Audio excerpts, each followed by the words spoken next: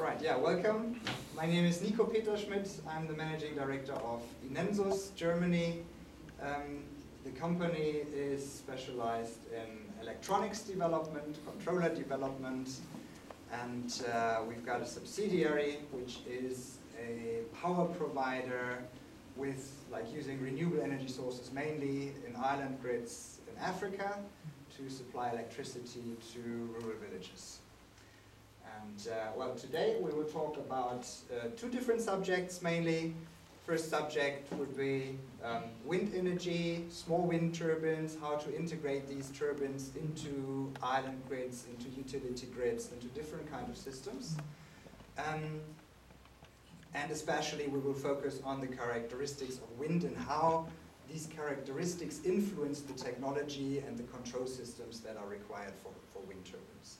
The second subject I would like to go into is the micropower economy. That is the business model, the business and risk management model we use in Senegal to electrify villages there, and which we are currently replicating in the Philippines, actually, with a company there. I do not know if you know the company, the Power Source Group. I think they are also a little bit active in Indonesia already. And they have been using, or they have been electrifying larger communities with 10,000 people and above per community with island systems, island grids. And now they said, okay, we don't find too many of this size communities in the Philippines anymore, so we have to go into smaller systems. And to go into smaller systems, they also need smaller, or let's say an adjusted business model which takes care of the special requirements of smaller communities. Yeah, well, and this is what we recently, I recently was in the Philippines to have a look at 3 different sites with some between 2,000 and 5,000 people per site, which will be electrified probably. At least one of them will be electrified as a pilot system early next year, using the micropower economy model adjusted to the conditions in the Philippines. And the funding agency is the Asian Development Bank, ADB, and ADB already indicated that they would be interested to send me over to Indonesia to do the same in Indonesia and adjust the micropower economy business and risk management model to Indonesian conditions to find out if it works there and to find out what potential it has in terms of island system electrification. Yeah, Alexander just asked me to say something about my opinion regarding the electrification of rural areas with centralized systems or decentralized systems. Oh, I forgot to introduce my background actually. I'm an energy systems engineer. I graduated from Clausthal University of Technology here in the Harz Mountains, not too far. And after finalizing the studies, that is already some 8 years ago, I founded a company called INENSUS together with 2 fellow students. And the company grew up to what we see today, 12 people. As I said, we do controller development mainly, and also work in the sector of business technology consultancy. So these the integration of technology into business models. Yeah, that is what we do also in micropower economy. Okay. Centralized and decentralized electrification approaches. I do not know too much about Indonesia, but what I know from different African countries and what I know from the Philippines and India, for example, where I really travel a lot, is that there are areas which are very much applicable for grid extension, and which are very much applicable then for large centralized photovoltaics or renewable energy systems, as long as the grid is stable enough. Unfortunately, what we see is that the grid is, in many areas, the grid is simply not stable enough. It's simply fails. Yeah? And in many, especially in India, or also in Africa, also in the Philippines, everywhere, like often people just have a few hours of electricity per day. It doesn't really make sense to connect a photovoltaic plant there, because the photovoltaic plant can of course only work if the grid is available. And therefore I'd say, okay, if you want to have centralized photovoltaics or renewable energy installed, take care of the grid first. Make sure that it's stable, otherwise you will not find an investor to set up the photovoltaic plants there, because they don't make sense. They have a very low coverage factor there. Off times are much too long. I could tell you a story about like my early days of entrepreneurship. What we first planned to do with the company was using second-hand wind turbines, large wind turbines, 500 kilowatts, 1 megawatts from Germany, and they are dismantled here to set up even larger turbines in the multi-megawatt range. And the second-hand turbines are for sale on the market. So what we planned was to use these second-hand wind turbines and rebuild them, like set them up again in developing countries. And the first country we had a look at was Namibia in southern Africa.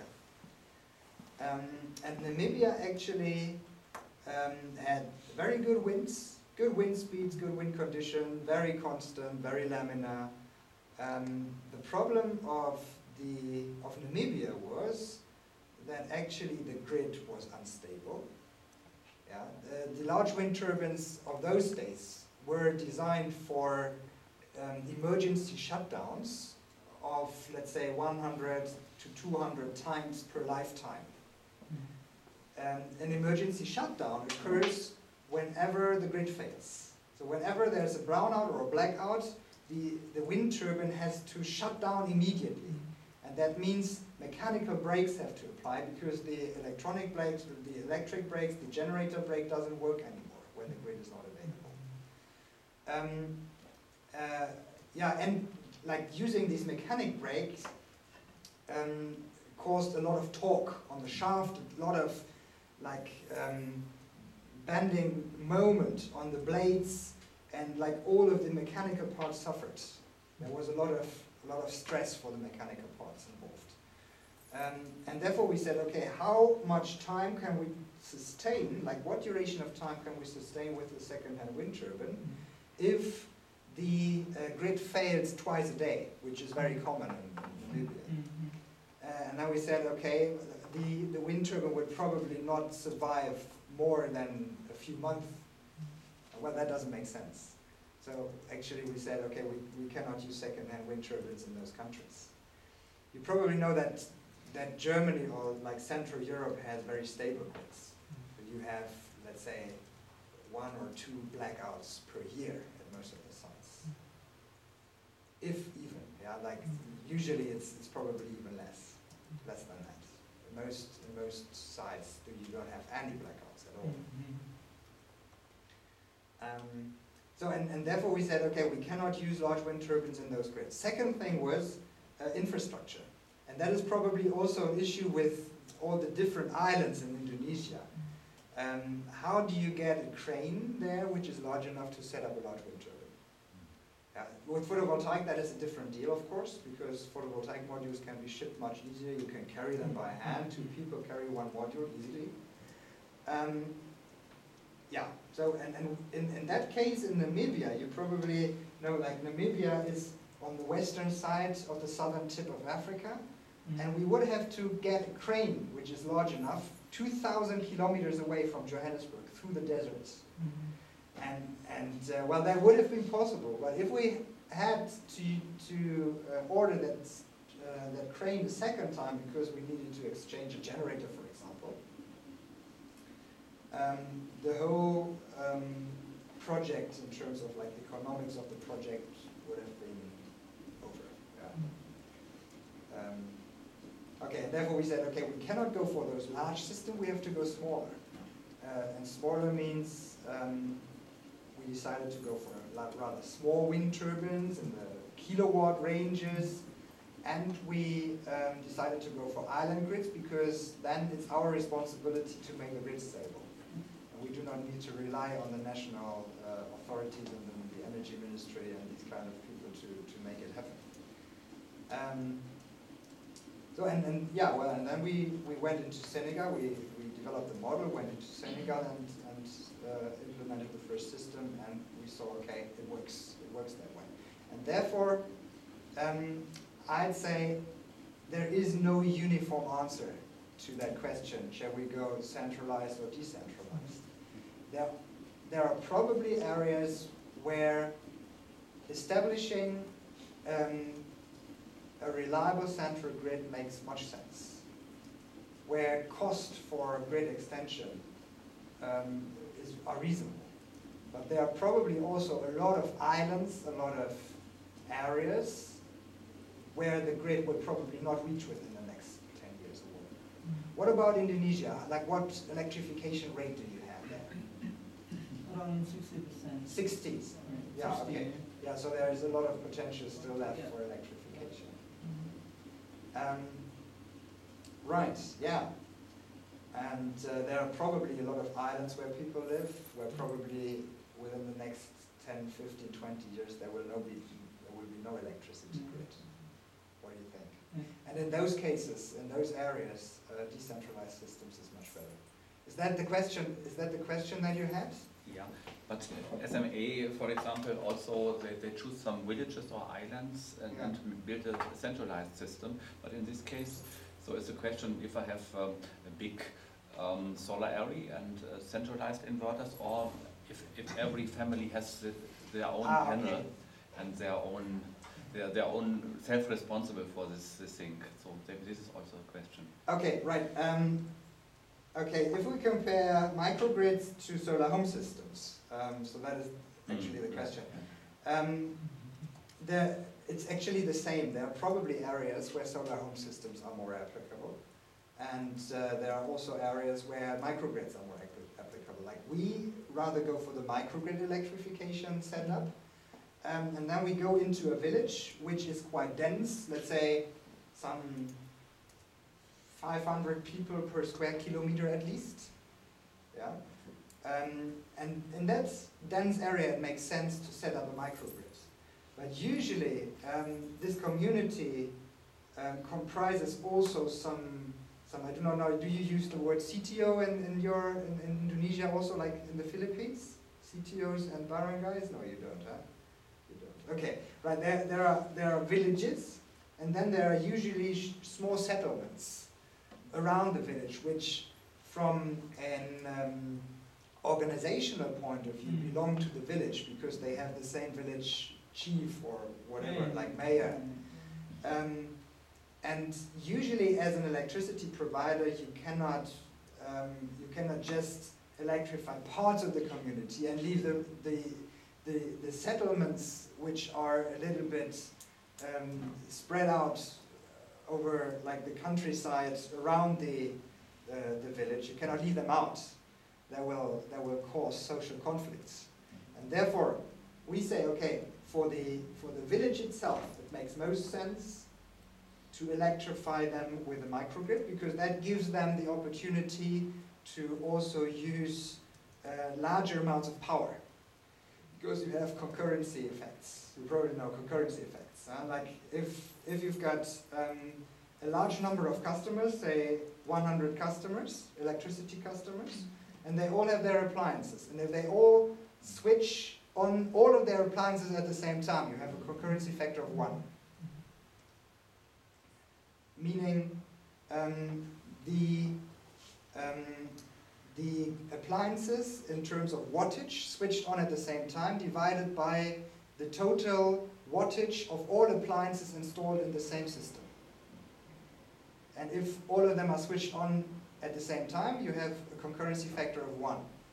If just parts of them are switched on, you have a concurrency factor of whatever, 30%, 50%, whatever. And this concurrency factor plays a very important role because you have a certain inverter capacity installed, you've got a certain generation capacity installed, so your power plant has got a limited power available. And you can only use or like switch on as many appliances at the same time as your power plant is able to produce at that point in time. Okay, if you now have a look at the solar home system, it is like you've got a very volatile load curve, because if you switch on one light, you have a peak already. In the grids with a large number of customers, the concurrency factor is lower. Yeah, you have high concurrency factors in small systems, lower concurrency factors in large systems. And due to, or thanks to this lower concurrency factor, each individual customer can consume more power. Did I explain clearly? Okay, right. So and therefore I'd say to foster productive use of electricity for the central village, a centralized system like a microgrid is in many cases the most like the best solution possible. And in the more distributed settlements around, you can either go for solar home systems, or you go for a movable battery system, like people carry their car batteries or their movable batteries to the microgrid, charge them, take them back to their settlements, and can watch TV, whatever. So that is very common in different countries all over the world. Yeah, right. So it's usually it should be a mixture of centralized and decentralized approach. What I would not do is I would not go and install solar home systems in villages, because that doesn't make sense much. Yeah, so that is my opinion regarding centralized and decentralized village power supply. All right. Okay, let's check.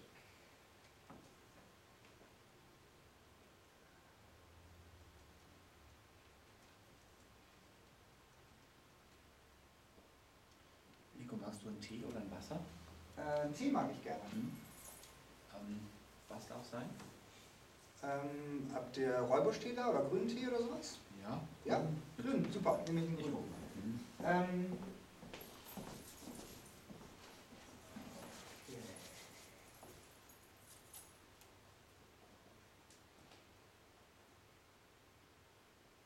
All right, now I think we should now start, as we're already in the electrification subject, I think we should start with the electrification approach, like what we use, micropower economy.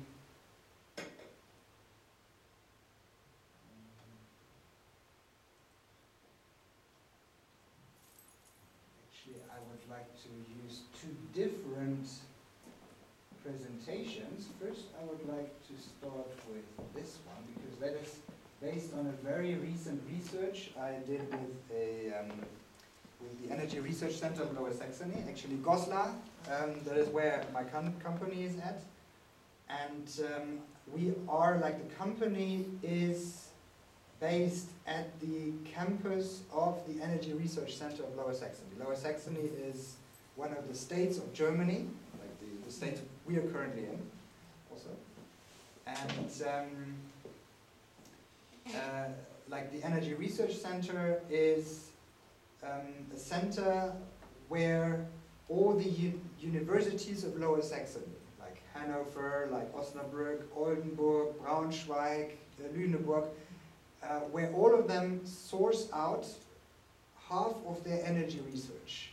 So like there are, and Göttingen of course, Göttingen also, like all of the universities, they source out parts of their energy research to this center, so that this center can work as an interdisciplinary center with all the different like scientists that are required to solve energy related tasks.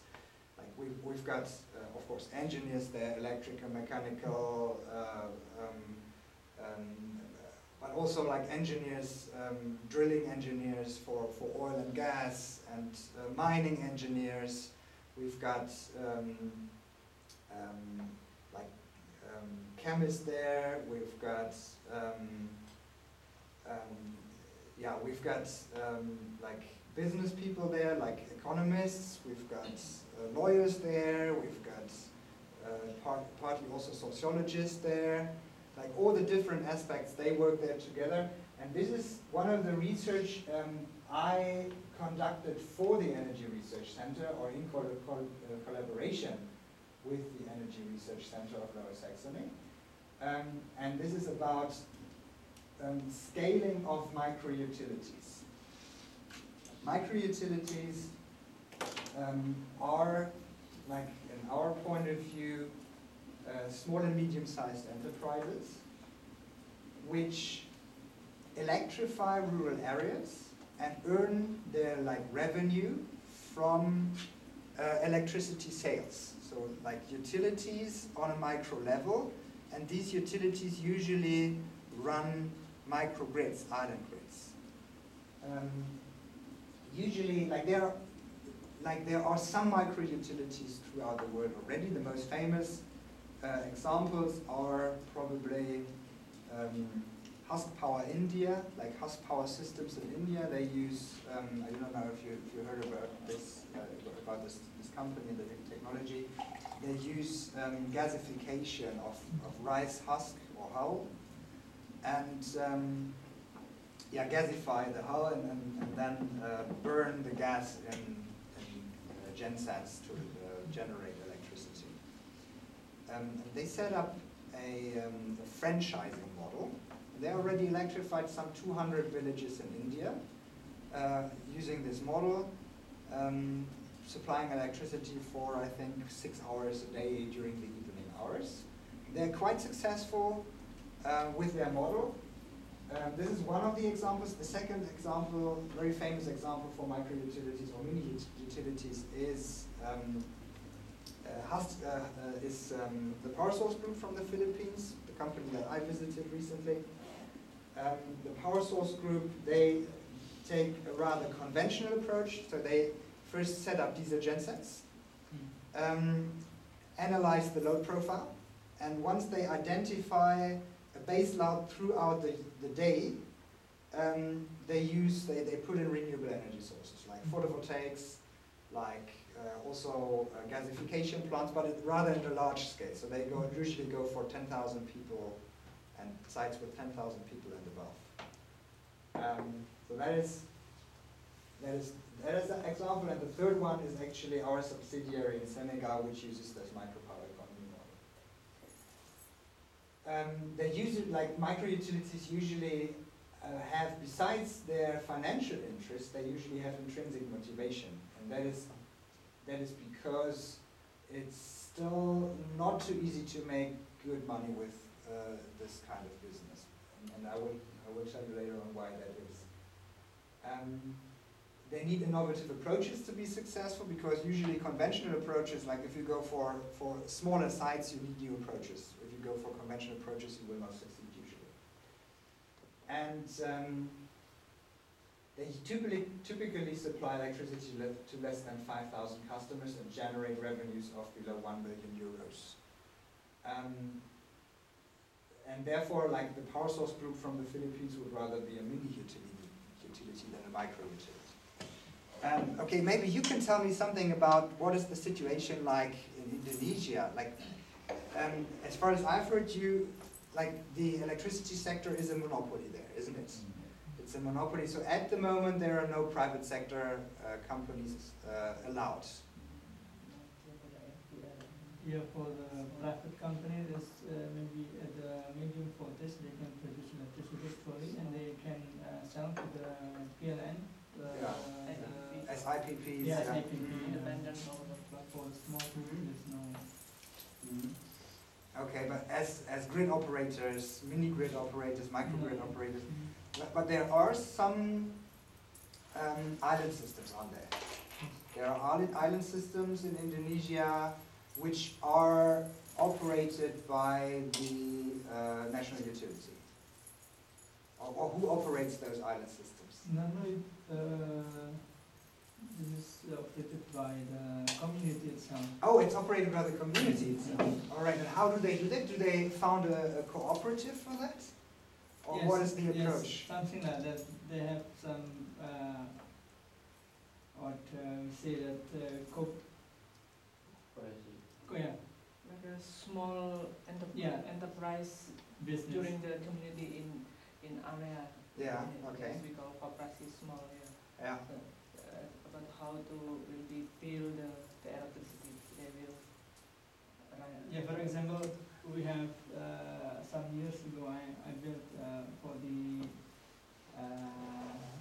rural or remote area with a diesel genset, and they collect money for to buy the solar. Yeah, I think this is quite traditional system. I think it's no business. I mean, not very professional management to handle this electricity in the village. Yeah. So And you say these systems usually don't work very well. yes, Yeah. yes. What are the reasons they fail? First, actually, when the aim of this electrification, I mean, to electrify the village is how to improve the economy. Right. Yeah. Right. But the economy is not running well. So this is just the drawbacks. Yeah. We have electrified, and then the economy is still quite difficult to improve. Yeah. Yeah. That's why there is problem with how to buy the diesel, the solar. So I think this is the economic. Yeah. In the system. Like, do you know what tariffs, like what magnitudes of tariffs they charge their customers there in those grids? Is that the same tariff they also charge in main grids? Or is it a higher tariff? Because actually in smaller grids you usually have higher tariffs. Oil because they are price, oil price, lower efficiency of gensets. Transportation of oil, exactly. Right, exactly. Yeah, for this case, the genset, I think the main problem, of course, it's quite difficult to find the benzene. Yeah, It's the oil. the oil. Yeah, and the price is very expensive. Very expensive. On the other hand, when we have, for example, micro hydro, this is running well. Yeah, okay, because it runs more as automatic. Yeah. Yeah, automatically, okay. Yeah. So some cases it is fail because they depend on this fossil fuel for example, micro hydro is running very well, I think. Yeah. In some villages there. Yeah. Because we have a lot of river also. Yeah, the micro hydro usually doesn't much maintenance, does it? And then with diesel, that is a completely different deal. Yeah, you need to operate it, you need to refill the diesel tank, somebody needs to purchase the diesel. In micro hydro, you just set it up once, and usually, in most cases with micro hydro, it is some like donor-driven project. Usually it is, isn't it? Donor-driven, like subsidy-driven projects. Yes, Yeah. And once it's set up, you just need somebody who takes care of the system to make sure that it does not get destroyed for one reason or the other. So, and that's it. And then you can just supply electricity almost for free. Yeah, you just need to cover the operational costs. Yeah. Maintenance costs. Yeah, maintenance costs, which is not too much. Yeah. So and with like on the one hand with diesel gensets, that is a completely different deal. Yes. And also with like systems where micro-utilities come in, which put in their private money, like private equity, and get loans from banks they need to repay. They calculate their tariffs based on that financial structure. So that is a completely different deal. And what these micro-utilities usually do is they set up a professional, like company-driven management structure. And this management structure is key to success in those micro-utilities. And actually, like the United Nations, World Bank, all the development banks, also Asian Development Bank, they think that this micro-utility approach is like is a